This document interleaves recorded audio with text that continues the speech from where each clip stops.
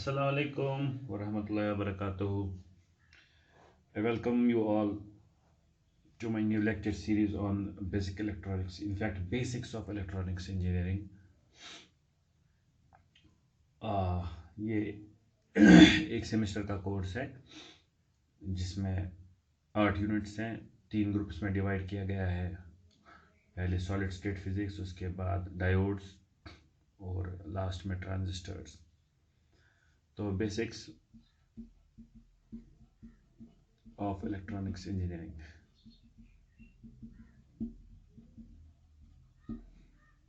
इससे पहले कि हम इसमें जाएं, तो सबसे पहले हम डिस्कस करते हैं जो ये इलेक्ट्रॉनिक्स इंजीनियरिंग है,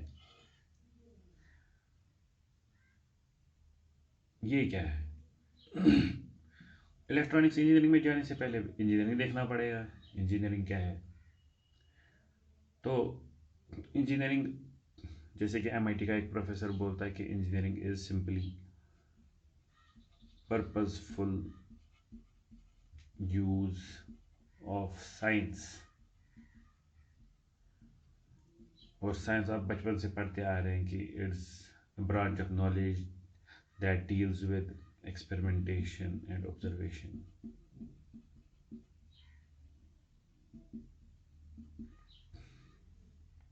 तो इसका मतलब है दुनिया में ऑब्जर्व करने के लिए और एक्सपेरिमेंट करने के लिए बहुत कुछ पड़ा है।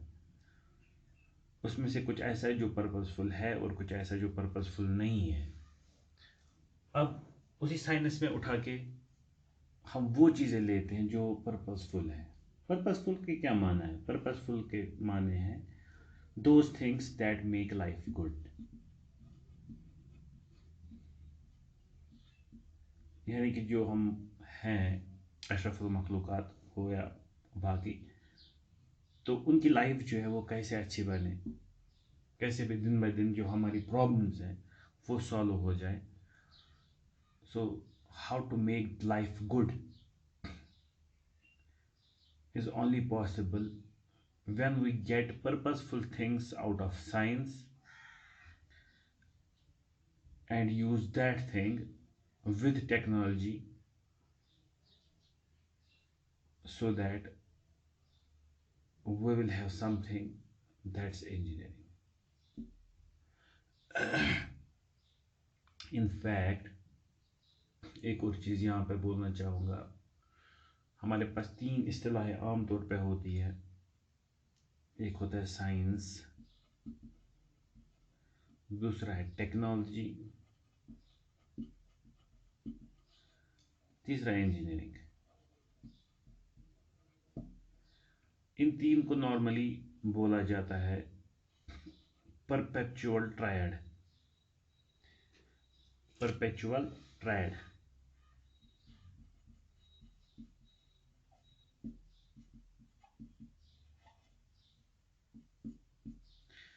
इसका मतलब ये है कि एक दूसरे से परे नहीं है। अगर इस ट्रायड में से हम किसी को भी निकालेंगे तो प्रॉब्लम हो जाएगी। साइंस वो चीज़ है जो रिसर्च एंड डेवलपमेंट से रिलेटेड है। भाई ऑब्जर्व करो, एक्सपेरिमेंटेशन करो, रिसर्च करो और देखो क्या है अल्लाह ताला ने क्या बनाया इस दुनिया को। कैसी कैसी चीज़ें बनाई हैं, कैसी प्रॉपर्टीज़ है उन चीज़ों की, physical properties, chemical properties, electrical properties, mechanical property, structural property. और फिर उनको मैथमेटिक्स और साइंस,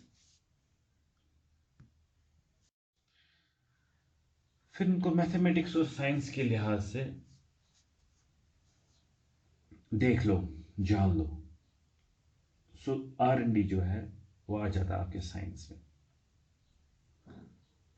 इंजीनियरिंग होता है कि जो मैंने अभी बोला कि इस R&D में से पर्पसफुल चीज़ें बाहर निकाल के उनको यूज़ करना, वो इंजीनियरिंग का काम हो गया। और इसमें हेल्प इंजीनियरिंग को क्या करता है? Technology. So technology helps both. In fact, actually engineers created technology, but this technology again helps this science. For example, Einstein ने बहुत पहले कहा था कि ग्रेविटेशनल वेव्स हैं। लेकिन अभी तक किसी ने नहीं माना। क्यों? क्योंकि उस वक्त वो टेक्नोलॉजी थी नहीं जिसके थ्रू हम प्रूव कर सकते हैं कि ग्रेविटेशनल वेव्स हैं, लेकिन इस वक्त टेक्नोलॉजी है। तो इस बारे जिन लोगों ने बोला तो उनका क्यों माना गया? क्योंकि टेक्नोलॉजी के थ्रू उन्होंने प्रूव किया। तो जो साइंस आपका है,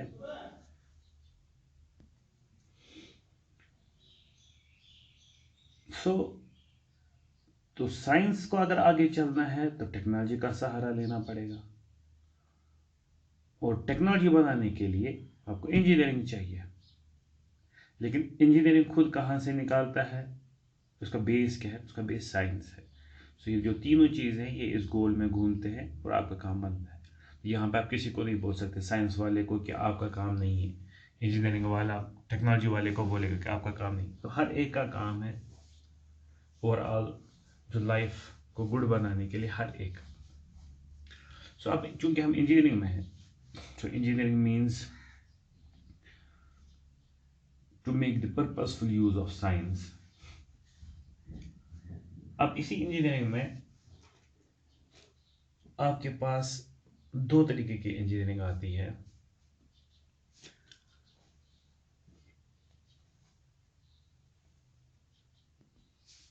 ओके, तो अब साइंस में से भी पर्पसफुल चीज़ें कैसे निकालें? क्या साइंस में हम चीज़ें उठा के निकालते हैं पर्पसफुल चीज़ें और हमारी इंजीनियरिंग बनती है? Actually no.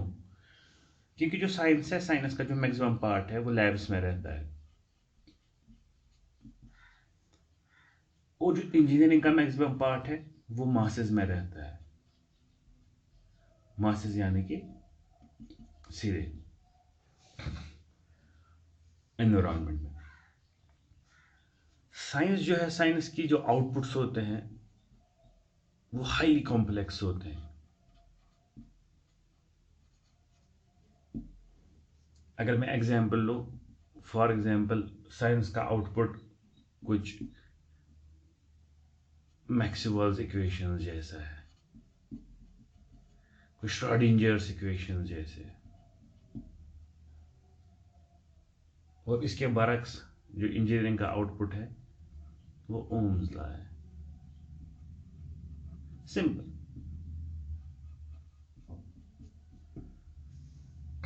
It is because of the simple behavior of engineering कि हम जो इसके प्रिंसिपल्स हैं इंजीनियरिंग के, इनको ले जा सकते हैं मासेस में। वरना जितना कॉम्प्लेक्स आपके पास साइंस होता है तो ये लैब्स में ही रहता है। सो इंजीनियरिंग ज़रूरी है साइंस को मासेस तक ले जाने में। मगर how is it possible? It's possible because of these two things, two A's. पहला ए जो आपका है वो है एब्स्ट्रैक्शन, और दूसरा जो है वो है एजम्पशन।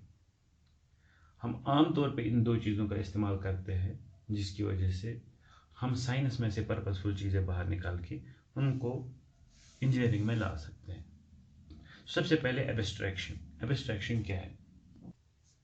एब्स्ट्रैक्शन का मतलब है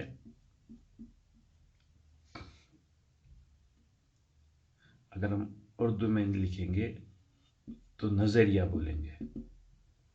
नज़रिया, या कभी बोलते हैं ना हम एंगल, एंगल ऑफ विजन, यानी हम किस एंगल से देखते हैं किसी चीज को। अब आप बोलोगे नजरिया या एंगल ऑफ विजन जो आपके पास है, इसको क्या इंजीनियरिंग के साथ है? How it is related to this abstraction? Actually बात यह है कि मैं एक सिंपल एग्जांपल आपको देता हूं जिसकी वजह से आपको समझ आ जाएगा। वो ये है कि हम एक एग्जांपल लेते हैं एक मोबाइल फ़ोन की। हमारे पास एक मोबाइल फ़ोन है। मोबाइल फ़ोन एक ऐसा डिवाइस है जो हमें कम्युनिकेट करवाता है बाकी दुनिया के साथ।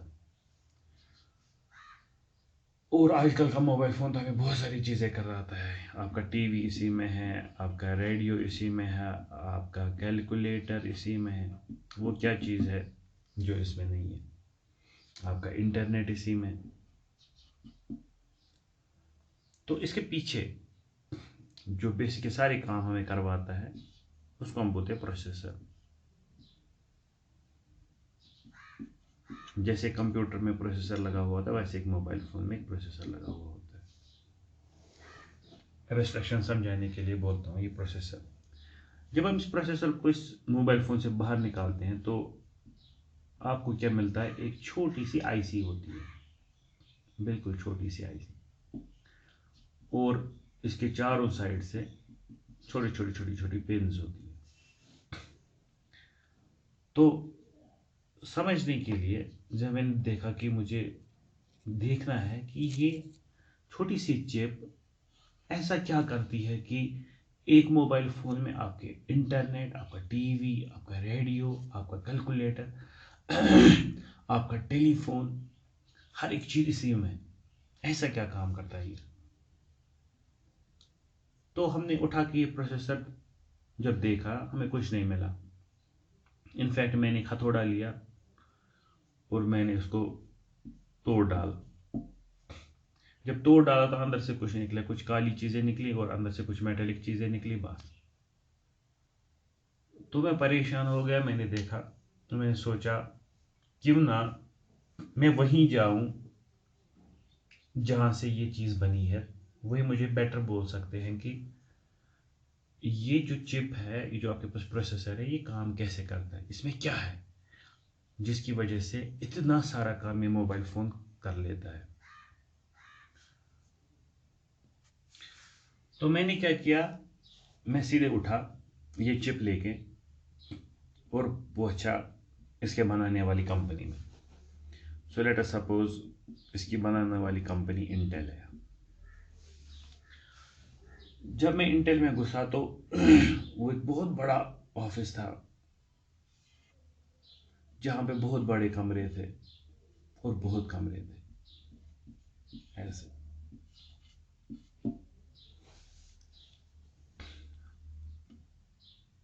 तो मैं सबसे पहले इस कमरे में घुसा और मैंने पूछा, वहाँ पे एक बंदा मुझे मिला, मैंने उससे पूछा कि ये जो चिप है मेरे हाथ में, जो मैंने एक मोबाइल फ़ोन से निकाली हुई है, ये किस चीज़ की बनी हुई है? क्या आप मुझे समझा सकते हैं कि ये कैसे इतना काम करती है?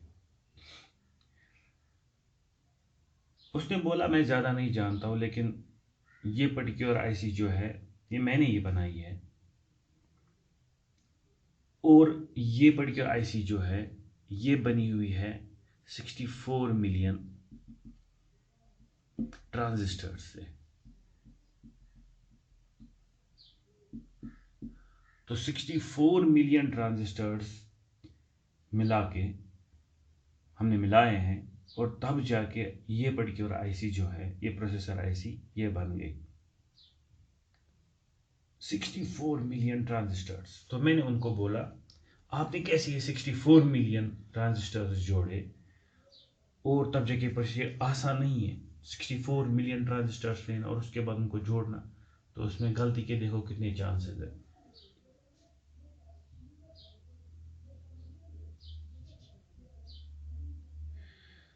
तो मैंने बोला ये बंदा पागल है, 64 मिलियन ट्रांजिस्टर को कैसे जोड़ के ये बना सकता है इसको, चिप को। तो मैंने छोड़ा, मैं दूसरी जगह गया।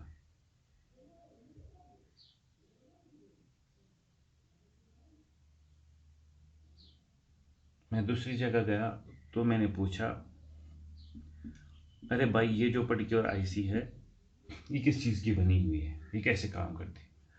उसने बोला ये जो पर्टिकुलर आईसी हमने बनाई हुई है, it is made up of 1 million gates, and I have worked on this IC and I have made this IC. अब मैंने बोला यार, इससे पहले एक बंदा था, उसने बोला मैंने ये आईसी बनाई हुई है और मैंने इसमें 64 मिलियन ट्रांजिस्टर इस्तेमाल किए।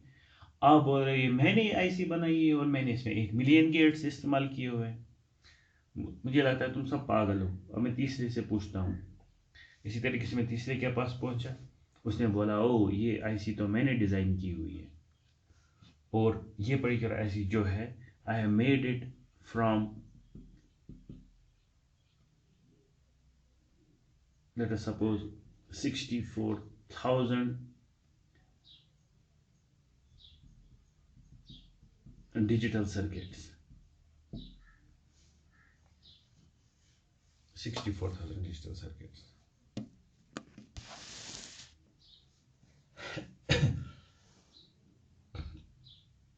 इसी तरीके से मैं आगे पहुंचा, एक और बंदा मिल गया, उसने बोला मैंने इसको डिज़ाइन किया हुआ है और मैंने इसको इस्तेमाल करने के लिए आई यूज 4 कोड्स।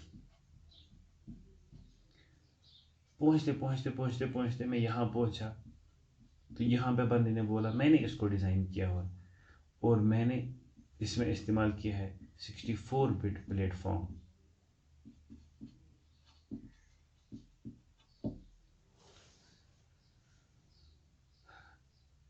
मैंने सोचा मैं इंटेल गया ही क्यों, मैं इन बंदों के पास गया ही क्यों। 10 बंदे मिले, 10 बंदों ने 10 चीज़ें बोली, क्या पता कौन सही बोल रहा है। फिर मुझे बाहर एक बंदा मिला जिसने मुझे समझाया कि किसी बंदे ने गलत नहीं बोला था, सब ने सही बोला था।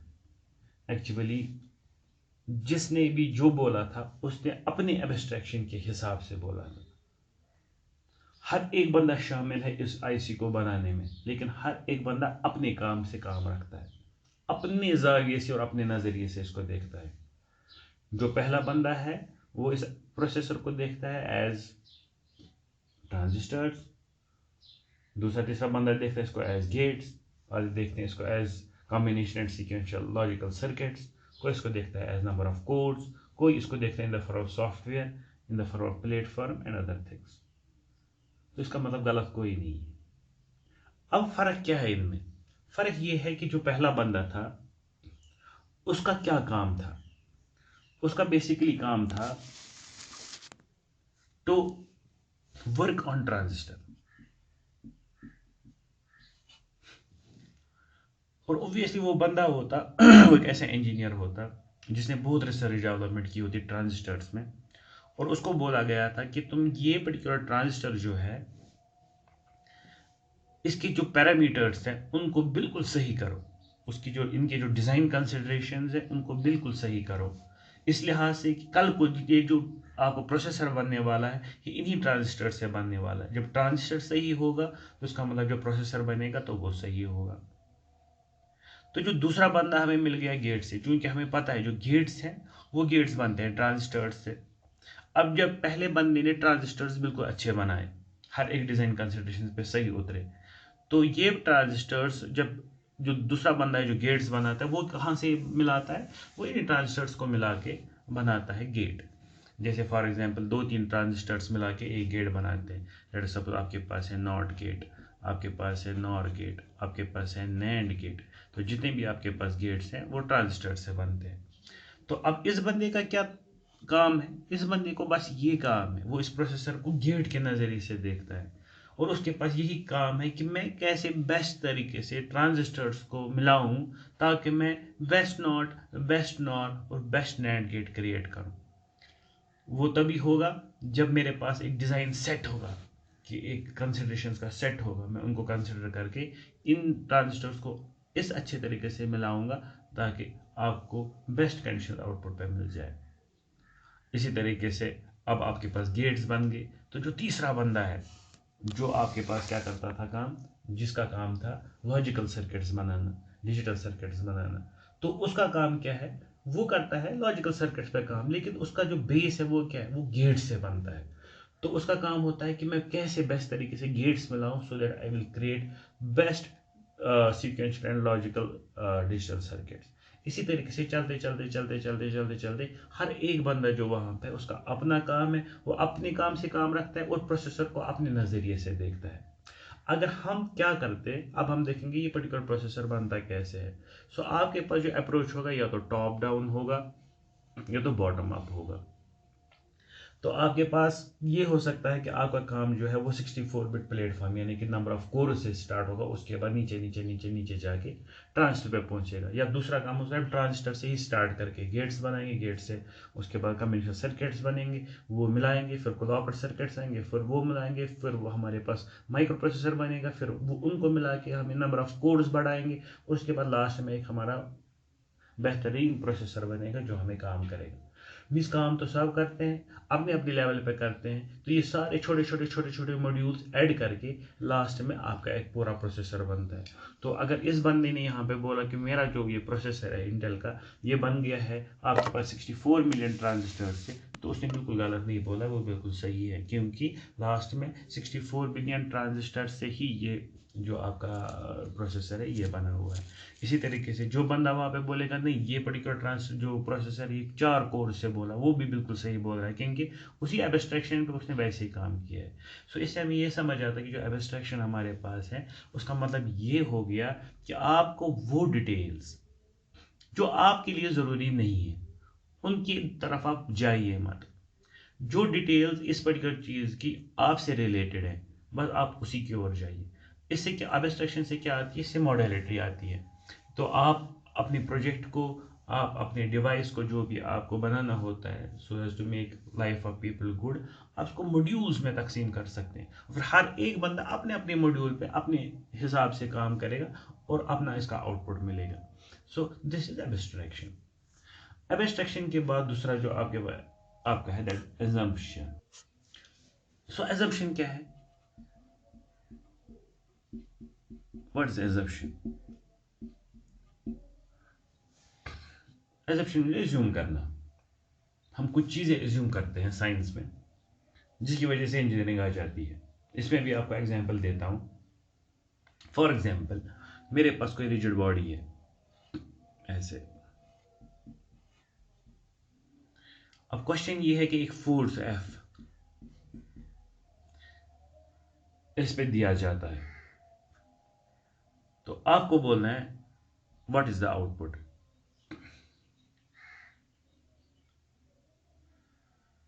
अब यहां पे आपके पास दो तरीके हैं। आप किसको ये सवाल पूछ रहे हो? क्या आप एक साइंस पर्सन को ये सवाल पूछ रहे हो, मींस एक फिजिस्ट को पूछ रहे हो, क्या आप एक इंजीनियर को पूछ रहे हो?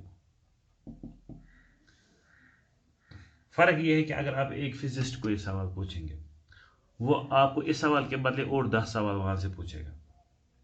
सबसे पहले वो बोलेगा ये जो फोर्स आप लगा रहे हैं ये कहाँ किस पॉइंट पे लगा रहे हैं। अच्छा, जो ऑब्जेक्ट आपने लिया है ये कहाँ पे पाइवटेड है, तो वो बोलेगा अगर आप ये फोर्स यहाँ पे लगा रहे हैं तो इस पर टॉर्क अप्लाई होगा, तो इसका पाइवट यहाँ पे बनेगा, तो इसमें आपके पास कपलिंग होगी, तो आपको रोटेशनल मोशन होगी। उसके बाद बोलेगा अगर आप फोर्स यहाँ पे लगा रहे हैं तो ये जो फोर्स है ये दो हिस्सों में तकसीम होगा, थोड़ी सी ट्रांसलेशन मोशन होगी, थोड़ी सी रोटेशनल मोशन होगी। अच्छा, अगर आप ये फोर्स यहाँ पे लगा रहे हैं तो आपके पास ट्रांसलेशन मोशन होगी। उसके लिए बड़ी बड़ी बड़ी बड़ी इक्वेशंस बोलेगा लास्ट पर, ठीक। अब आप जब इंजीनियर को ये बोलेंगे वो आपको सिंपली बोलेंगे लेट अस एज्यूम कि ये जो पूरी बॉडी आपके पास है its mass is concentrated at its centre of mass, और ये हो गया आपके पास आपकी बॉडी जिसका मास m है। आप इस पे फोर्स F लगा रहे हैं तो इस बंदे में एक्सेलरेशन होगी जो दिया जाएगा F is equal to ma से। That is our question. इससे ऊपर जाना ही नहीं। हाँ, ये ज़रूरी है। आप ये सोच रहे होंगे इसने तो कतरे बतर कर दिया इसका, जो फिजिक्स ने किया था वो तो सही किया था, उसने पूरा बोला था कहाँ पे कैसे क्या है। ये क्या है, फिजिकल एम तो है इसमें एक्सेलरेशन होगा, तो लेकिन ये तो बिल्कुल डिटेल छुपा रहा है इसमें, तो क्या इतना खतरनाक एज्यूम किया इसने। असल में ये होता है कि ये जो हमने किया यहाँ पे, हमने ले लिया कि इसका जो पूरा मास है वो कंसंट्रेटेड है एट दिस पॉइंट, इसको हम बोलते हैं लंपिंग।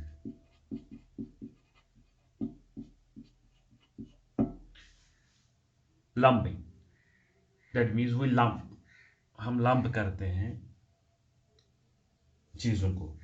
ये लंपिंग कहीं पे भी होती है। ये लंपिंग हम मैकेनिकल इंजीनियरिंग में करते हैं, दैट मीन्स मैकेनिक्स में भी करते हैं। ये लंपिंग हम इलेक्ट्रॉनिक्स में भी करते हैं, ये इलेक्ट्रिकल इंजीनियरिंग में करते हैं, हर जगह पे करते हैं। इनफैक्ट इस लंपिंग की वजह से एक एब्स्ट्रैक्शन ही वजूद में आता है जिसको हम बोलते हैं LME,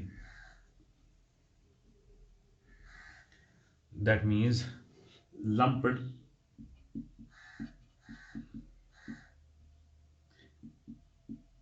matter discipline.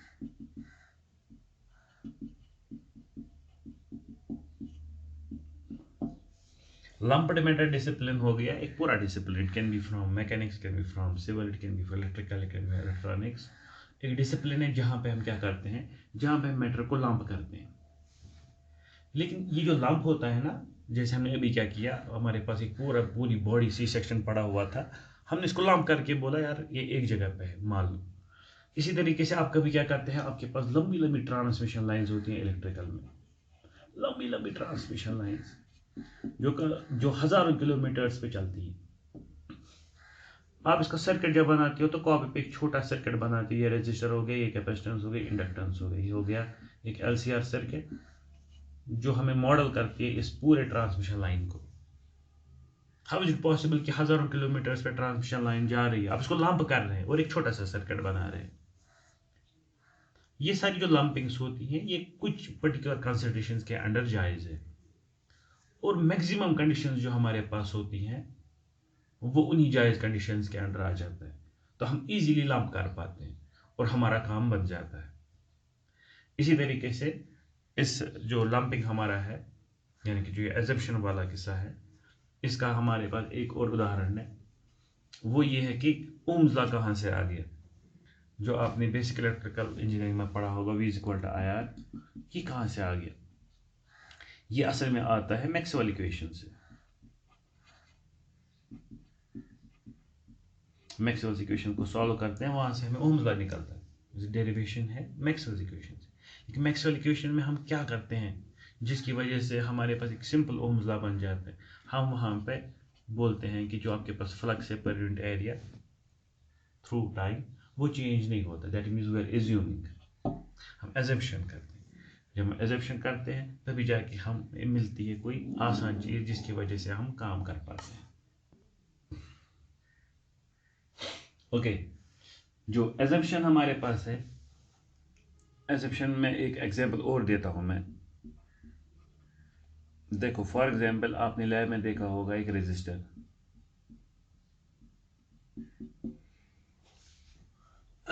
आपको बोला है लैब में ये रेजिस्टर है, में रेजिस्टर है. कितना रेजिस्टेंस है इसका, 10 किलो ओम. तो जब भी आप मान के चलते हैं तो आप मान के चलते हैं 10 किलो ओम रेजिस्टर है. तो आपको बोला टीचर ने जरा दिखाओ how is it 10 kilo ohm resistor. तो आप बोलते हो सर ये देखिए ना 10 किलो ओम रेजिस्टर कैसे है. तो आप एक मल्टीमीटर लाते हैं, तो उसको रखते हैं ओमेज पे, और फिर आप ये दो एंड्स कनेक्ट करते हो, और ये यहाँ पे दिखाता है इट्स 10 किलो ओम. देखिए सर ये 10 किलो ओम रेजिस्टर है, ठीक है. तो अभी तक आपको पता है कि बस ये 10 किलो ओम रेजिस्टर है. अब टीचर ने बोला ज़रा एक काम करो, ये जो आपका यहाँ पे दिखा रहा है ओमेज, इसको चेंज करो और इसको इंडक्टेंस पे लाओ, एल पे. फिर देखो क्या ये कोई वैल्यू दिखाएगा. नॉर्मली आप सोचोगे ये तो रेजिस्टेंस है, इसमें इंडक्टेंस कहाँ से आ गई, ये कहाँ से इंडक्टेंस दिखाएगा. लेकिन जो ही आप इसको टर्न करोगे नॉब को और पहुंचा दोगे एल पे, आप देखोगे ये यहाँ पे दिखाएगा डिस्प्ले पे कि ये है 0.001 माइक्रो हेनरी फॉर एग्जाम्पल. इसी तरीके से सर ने आपको बोला ज़रा इसको नॉब को घुमाओ और सी पे लाओ, यानी कि कैपेसिटेंस पे. तो आप बोलोगे सर ये कैपेसिटर है ही नहीं. लेकिन जब आप इसको घुमाओगे और कैपेसिटेंस से देखोगे तो ये आपको दिखा रहा है मैं हूँ 0.01 पिको फैरेड. हमने तो इसको मान लिया था रेजिस्टर है, लेकिन इसमें तो कैपेसिटेंस भी, इसमें भी इंडक्टेंस भी है. इनफैक्ट जब हम रेजिस्टेंस को मॉडल भी करते हैं, हम इसको मॉडल करते हैं as a pure ideal resistance, a capacitor and an inductor also. Normally ऐसे मॉडल होता है. मीन्स ये जो आपने एक फिजिकल डिवाइस जो आपके पास है, इसमें रेजिस्टेंस भी है, इसमें असल में आपके पास इंडक्टेंस भी है और आपके पास कैपेसिटेंस भी है. So how can you take it as resistance only? Again, because जब आप देखेंगे यहाँ पे जो इसकी इंडक्टेंस का वैल्यू है ये बहुत कम है, जो इसका कैपेसिटेंस का वैल्यू है ये बहुत कम है, ठीक है. इतना ही नहीं, जो कैपेसिटेंस और इंडक्टेंस है, ये दोनों जो ऐसे बंदे हैं जो फ्रीक्वेंसी के साथ मैटर करते हैं, रिलेशन रखते हैं। और जब तक आप लोअर फ्रीक्वेंसीज पे काम करें, डीसी पे काम करें, तो इनका जो इफेक्ट है वो नेग्लिजिबल है। तो इस पूरे बंदे को आप ले जाते हो एज रेजिस्टेंस, क्योंकि आपका एल का और सी का इफेक्ट बहुत कम है, you take it as okay. तो अब क्या एजम्पशन हमने यहाँ पे किया कि अगर हमारे पास ये एलिमेंट है, इसमें रेजिस्टेंस भी है, कैपेसिटेंस भी है, इंडक्टेंस भी है, तो मैं कब इसका रेजिस्टेंस लूँ? जब इसकी इंडक्टेंस और कैपेसिटेंस बहुत कम हो, नेग्लिजिबल हो, और वो कुछ ज़्यादा असर नहीं करे मेरे रेजिस्टेंस पे या ओवरऑल सर्किट पे, तो हम उसको उस वक्त लंप कर सकते हैं। तो इन चीज़ों का ख्याल रखना पड़ता है, तभी जाके हम लंप कर पाते हैं। तो ओवरऑल हमारा ये लंप्ड मेटल डिसिप्लिन बन जाता है, जिसकी वजह से एक एब्स्ट्रैक्शन बनती है, that is called lumped circuit abstraction, LCA, lumped circuit abstraction.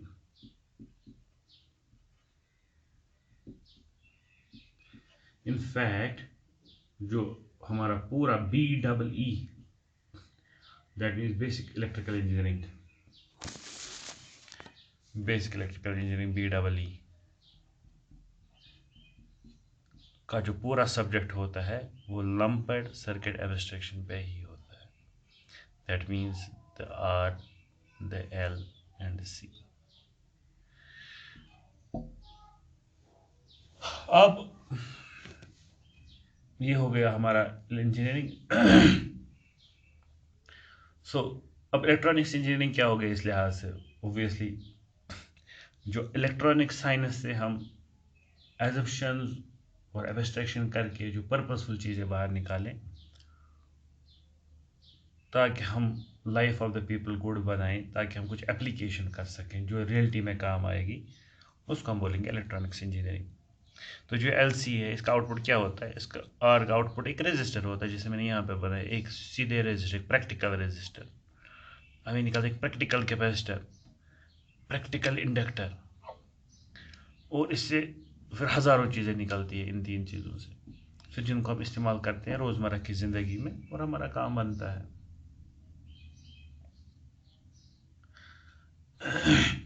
Electronics engineering जो है, इनफैक्ट इंजीनियरिंग जो है, इसके असल में दो ही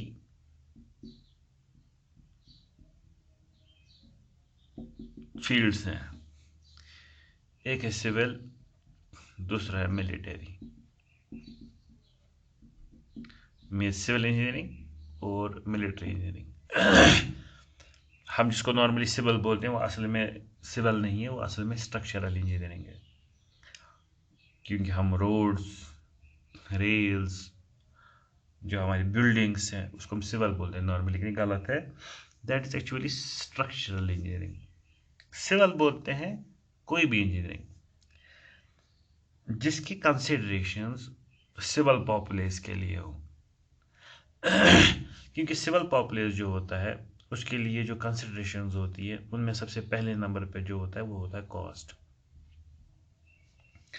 कॉस्ट का बहुत ख्याल किया जाता है जब हम सिविल के लिए कोई इंजीनियरिंग करते हैं, चाहे वो फिर इलेक्ट्रॉनिक्स हो, मैकेनिकल हो, स्ट्रक्चरल हो, इलेक्ट्रिकल हो, कुछ भी हो, IT हो। So whenever we put civil means the basic factor is cost. और जो मिलिट्री है, तो the basic factor is reliability and security. तो इसका मतलब यहाँ पे पैसे की कोई कदर नहीं होती, जितना पैसा खर्चना है खर्चो, लेकिन यहाँ पे जेब पे नज़र होती है।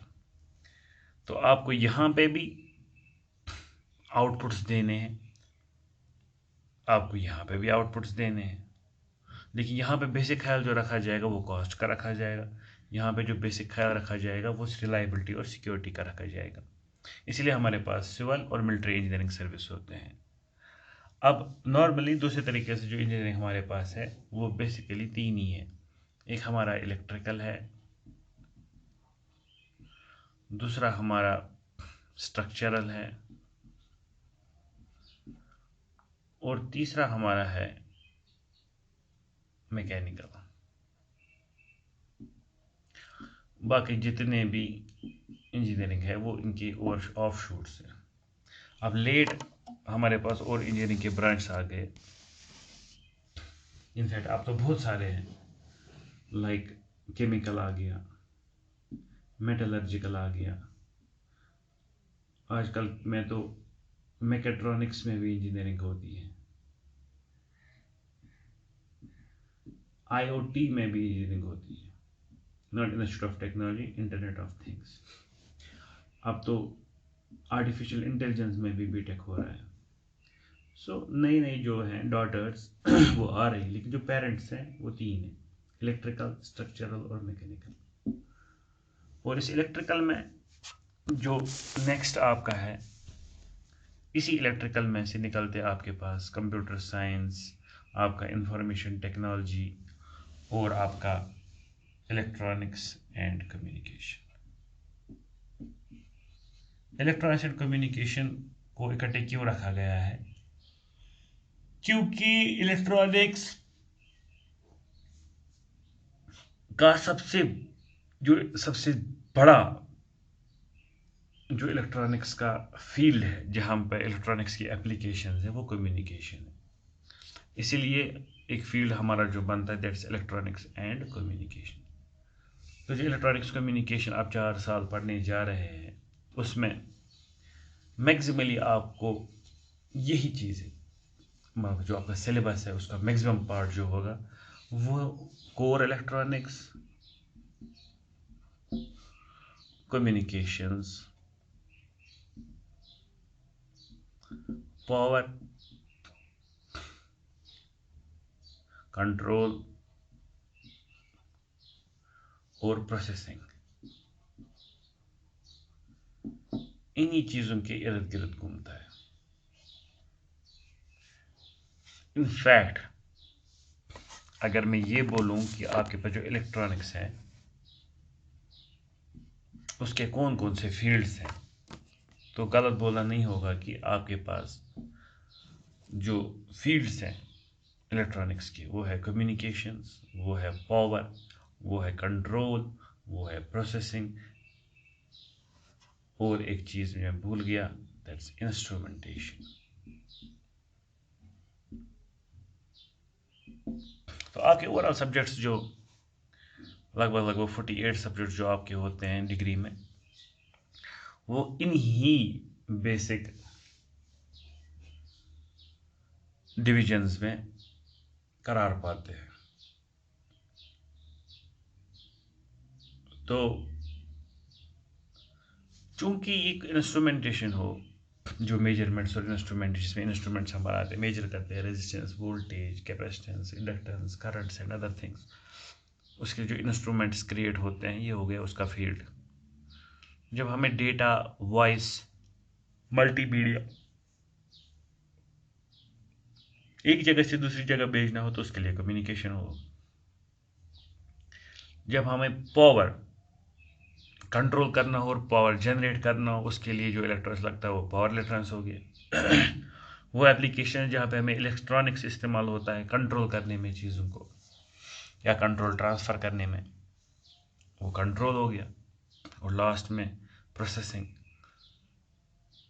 एक बहुत बड़ा फील्ड है जहाँ पे इलेक्ट्रॉनिक्स का इलेक्ट्रॉनिक्स हमारा पेश रहता है। लेकिन इन सब के लिए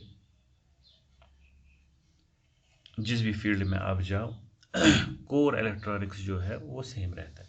दैट इज़ वाई जो आपके पास बेसिक्स ऑफ इलेक्ट्रॉनिक्स इंजीनियरिंग है, या आपके सेकंड सेमेस्टर में, जब ये कोर इलेक्ट्रॉनिक्स आपका सही रहेगा, ये बाकी समझना आपके लिए आसान है, क्योंकि इसी की एप्लीकेशन आपके इंस्ट्रूमेंटेशन में, आपके कम्युनिकेशन में, आपके पावर में, आपके कंट्रोल में और आपके प्रोसेसिंग में इस्तेमाल होते हैं। और आजकल के ज़माने में जितनी भी हमारे पास जो गैजेट्स बनते हैं, जो इलेक्ट्रॉनिक गैजेट्स हैं, चाहे वो स्मार्ट टीवी हो, चाहे वो आपका मोबाइल फ़ोन हो, चाहे वो आपका किचन इलेक्ट्रॉनिक्स हो, लाइक आजकल किचन इलेक्ट्रॉनिक्स में बूम है। फॉर एग्जांपल आपको आईआर हीटर्स होते हैं, आपको इंडक्शन हीटर्स होते हैं, आपको कुक टॉप्स होते हैं, आपको माइक्रोवेव ओवन्स होते हैं, आपको रेफ्रिजरेटर्स होते हैं, सब कंज्यूमर इलेक्ट्रॉनिक आइटम्स में ये हर एक चीज़ कहीं ना कहीं अपना मुकाम पाता है, आजकल के ज़माने में ज़्यादा ही। तो इस लिहाज से मैं एक एग्जाम्पल लेता हूँ, हम कुछ एग्जाम्पल लेंगे अपने गोल के हिसाब से। जो हमारा गोल है वो अभी मैंने सेट नहीं किया, I will be setting it. तो फिलहाल मैं एक एग्जाम्पल लेता हूँ जो हर एक के हाथ में रहता है, जिस बंदे को हम मोबाइल फ़ोन कहते हैं।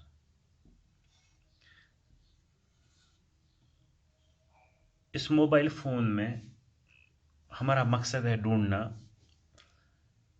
कोर इलेक्ट्रॉनिक्स से निकली हुई चीज़ें, जो हमारी एप्लीकेशंस हैं, जो हमने अभी लिखा। एक तो हमारे पास है पावर, इंस्ट्रूमेंटेशन, उसके बाद कम्युनिकेशन, प्रोसेसिंग, कंट्रोल। ये सब चीज़ें क्या सच में आपके छोटे से मोबाइल फ़ोन में इस्तेमाल होती, और कहाँ पे इलेक्ट्रॉनिक्स इनमें लगता है? तो मोबाइल फ़ोन जो है, जो आपके पास है, सबसे पहले जब आप मोबाइल फ़ोन को लाते हैं तो क्या करते हैं? चार्ज पे लगा देते हैं। चार्ज पे लगा देते हैं तो ऊपर यहाँ पे आपके पास एक इंडिकेटर होता है जो दिखाता है कि कहाँ पहुँचा चार्ज। चार्ज का सॉकेट, चार्जिंग की केबल, अंदर वाला चार्जिंग इलेक्ट्रॉनिक्स और बैटरी, ये सारा जो है ये कवर करता है हमारे पावर को, यानी कि इलेक्ट्रॉनिक्स के पावर वाले पार्ट को। नॉर्मली अगर इंसान सोचेगा तो उसको लगेगा कि ये जो है ये पार्ट है इलेक्ट्रिकल का, लेकिन आजकल इलेक्ट्रिकल इंजीनियरिंग भी इतनी स्मार्ट हो चुकी है कि इलेक्ट्रॉनिक्स के बगैर उसका होना न होना एक ही बात है। आप खुद ही देखो, अगर हम देखेंगे आजकल के पावर एडेप्टर्स, तो पावर एडेप्टर्स इतने स्मार्ट हो चुके हैं कि आपका पावर एडेप्टर जो है, जो ही आपका टर्मिनल चार्ज हो जाता है तो ये ऑटो ऑफ हो जाता है। आपके पास हाई करंट चार्जर्स आ जाते हैं, आपके पास फास्ट चार्जर्स होते हैं, आपने सुना होगा एडेप्टिव फास्ट चार्जर्स।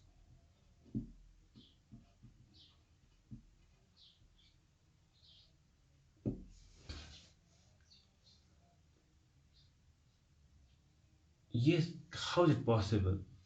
कौन सी चीज़ इनमें है जिसकी वजह से ये अडेप्ट कर सकते हैं फास्ट चार्जिंग के लिए?